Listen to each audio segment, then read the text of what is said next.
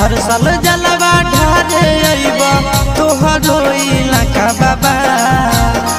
गोरखी से भिराई दह टाका बाबा तोरा चिलम चढ़ाई द पाका बाबा गोरखी से भिराई दह टाका बाबा तोरा चिलम चढ़ाई द पाका बाबा हर साल जलवा ढारे अइब